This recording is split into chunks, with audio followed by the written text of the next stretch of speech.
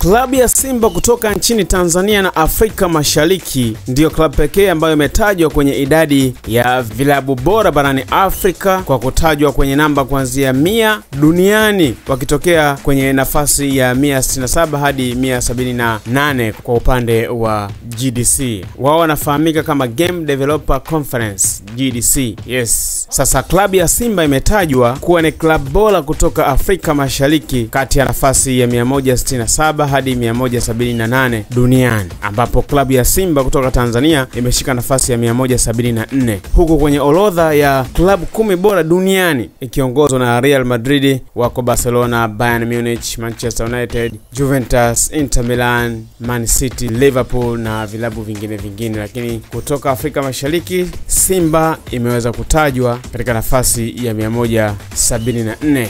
Kwa GDC hawa ni waandaaji wa programu za maonyesho ya video ambapo vilabu mbalimbali hupokea tuzo kutokana na mechi zao kuonyeshwa kwenye platform hii duniani kote. Na hapa Simba imeshika nafasi ya 174 duniani kwa sasa. Tunaona ni nguvu kiasi gani klabu ya Simba imefanikiwa kuingia kwenye chati hii mara baada ya misimu 7 mfululizo kwa kupata mafanikio. Na hii yote imekuja kutokana na kushiriki mashindano makubwa ya CAF mara kwa mara. Njia pekee ya kuonekana duniani ni kushiriki mara kwa mara michuano ya kimataifa. Hongera sana Simba, na ni klabu ambayo inaonekana kufanya vizuri kwani imeingia kwenye orodha hii. Sio jambo dogo. Timu zingine zinapaswa kujifunza kutoka kwenye klabu ya Simba. Yes, na Simba bado yupo kwenye michuano ya kimataifa. Tunafahamu ana kibarua cha kucheza dhidi ya Al Masry katika hatua ya robo finali. Sasa endapo klabu ya Simba itavuka kwenye hatua ya robo finali kwenye kombe la shirikisho barani Afrika dhidi ya Al Masry, hakika inaweza kujitengenezea nafasi nzuri zaidi ya kusogea katika viwango vya klabu bora duniani